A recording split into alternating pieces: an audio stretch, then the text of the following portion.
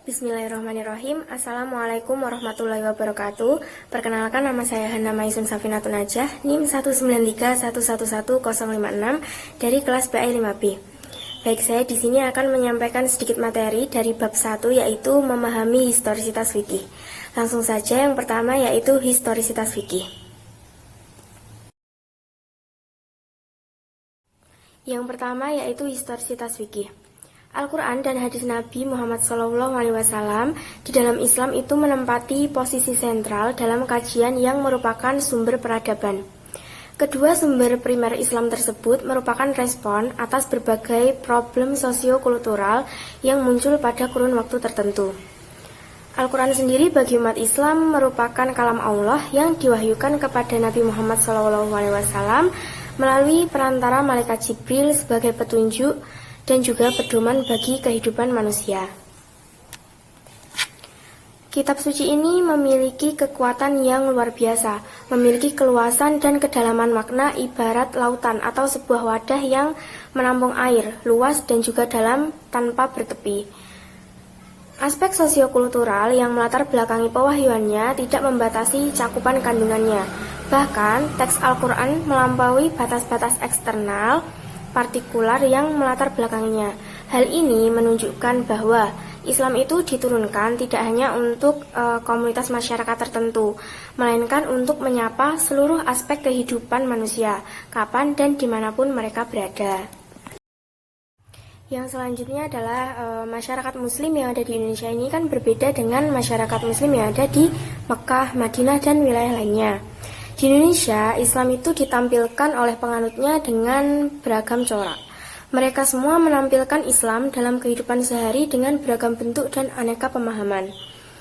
Islam masuk ke wilayah Nusantara dibawa oleh para pedagang. Selanjutnya, Islam dikembangkan melalui dakwah dengan berbagai pendekatan.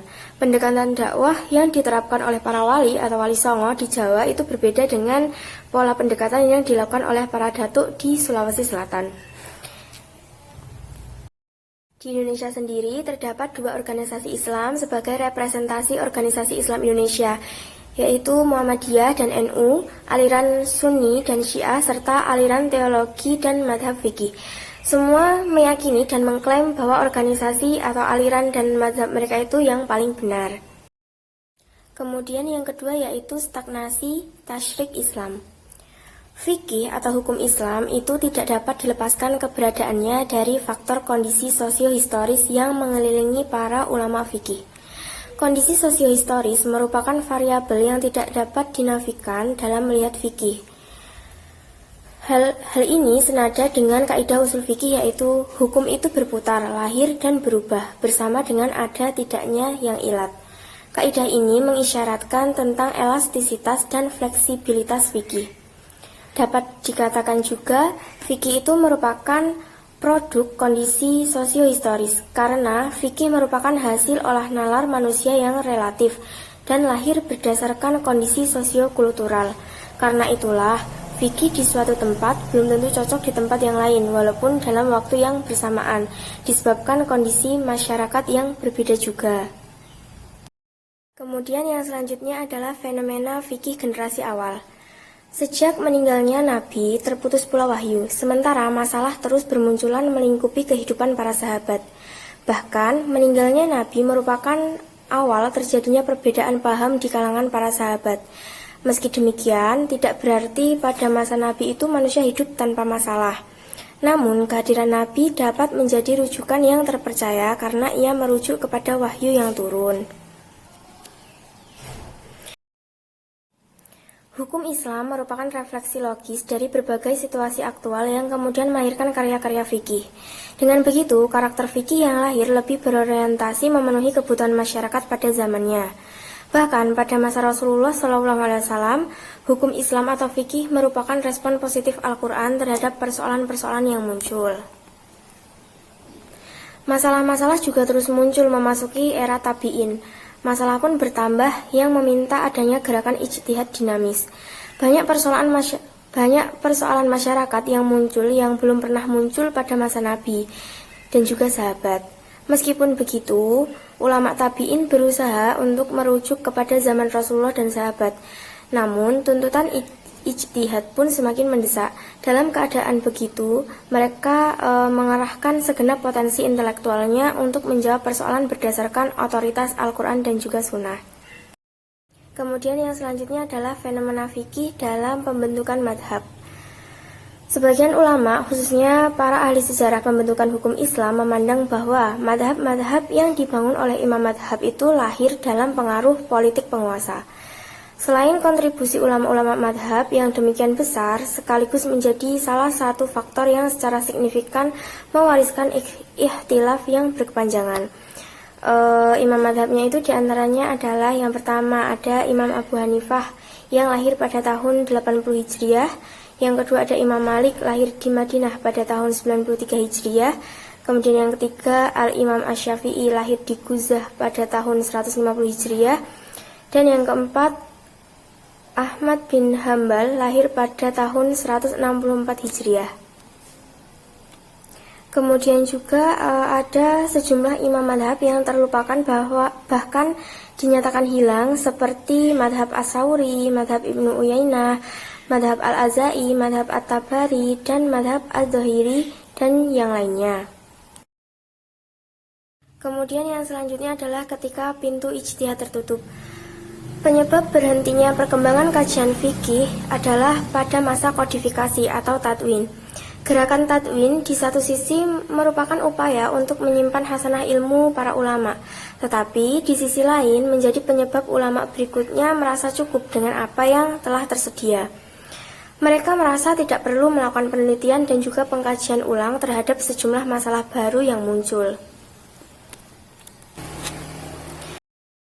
Tertutupnya pintu ijtihad tidak menutup seluruh pintu ijtihad itu sendiri. Kemudian jika dilihat dari korelasi antara situasi politik atau kekuasaan dengan lahirnya fatwa, terdapat sejumlah indikator hubungan yang kuat. Bisa jadi sebuah madhab berkembang karena dukungan politik. Ketika suatu madhab berkuasa, maka madhab lainnya sangat rawan terjadi penindasan.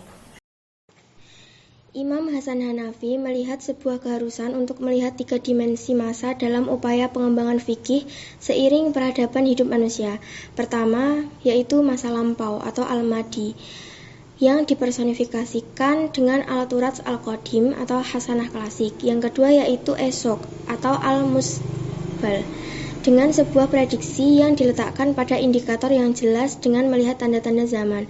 Ini dipersonifikasikan dengan al-Turatz al-Gharbi atau hasanah barat. Dan yang ketiga yaitu yang masa sekarang atau al-Hali, yang dipersonifikasikan dengan al-Waqi atau realitas kontemporer. Tentu saja pandangan para ulama tidak harus mengikuti pandangan intelektual muslim di atas, tetapi paling tidak dibutuhkan kesadaran historis untuk hidup di masa yang berbeda. Kajian fikih harus mampu merespon persoalan masyarakat hari ini dan juga harus mampu memprediksi ke depan dengan membaca tanda-tanda zaman. Fikih harus relevan dengan perkembangan zaman. Kemudian yang selanjutnya adalah Islam Indonesia, Islam yang majmuk. Umat Islam di Indonesia merupakan umat Islam yang unik dan heterogen, yaitu agama, kepercayaan, suku, ras, etnik, adat istiadat, budaya, sehingga dibutuhkan penanganan khusus. Indonesia merupakan negara dengan penganut Islam terbesar di dunia, sehingga umat Islam adalah umat yang mayoritas di Indonesia. Akan tetapi, terdapat beberapa wilayah dan provinsi di mana umat Islam merupakan umat yang minoritas. Keadaan ini sungguh merupakan sebuah fenomena unik. Potensi konflik atas nama agama juga merupakan masalah serius yang harus dipertimbangkan dalam pengambilan kebijakan. Bahkan secara internal, umat Islam mempunyai beberapa ormas, madhab, dan organisasi sehingga dibutuhkan kearifan berkomunikasi dalam mengambil kebijakan.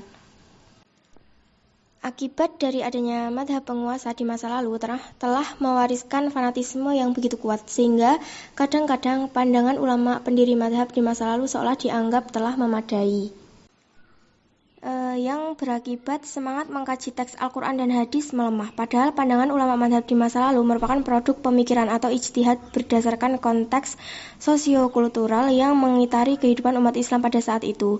Sementara jarak waktu yang dilalui sudah cukup panjang dan telah muncul sederet permasalahan dan situasi serta kondisi yang telah berubah secara signifikan, ditambah dengan perkembangan iptek, dengan segala dampak yang sudah ditimbulkannya.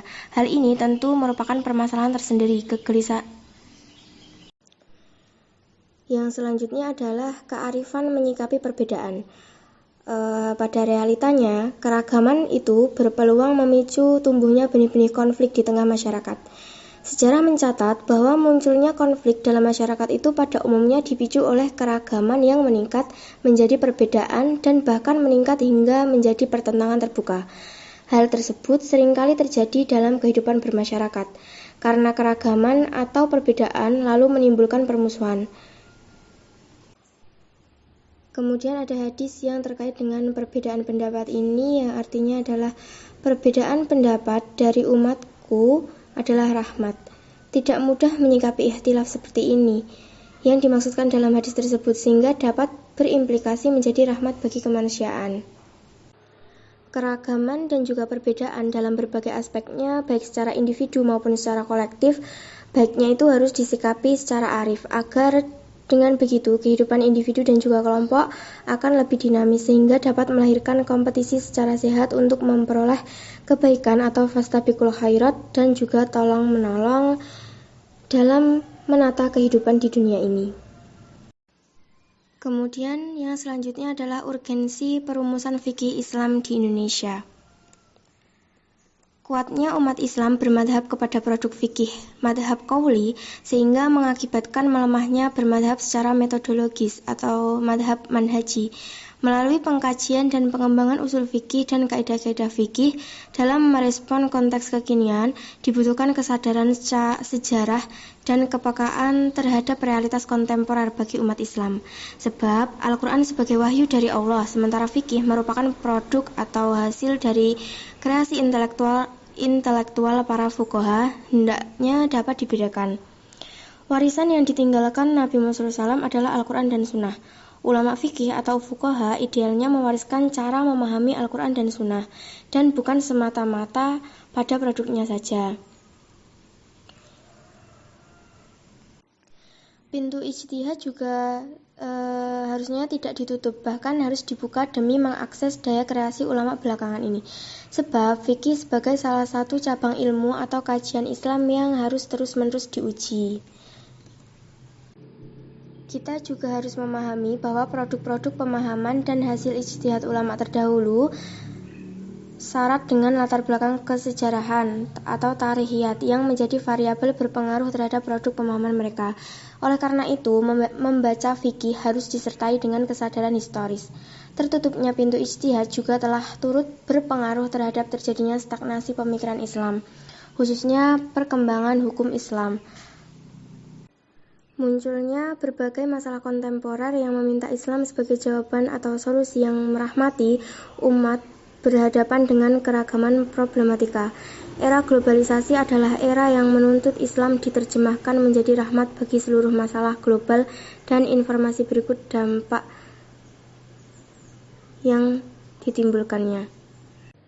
Mungkin itu tadi sedikit yang bisa saya sampaikan. Semoga bermanfaat untuk kita semua. Banyak salahnya saya mohon maaf.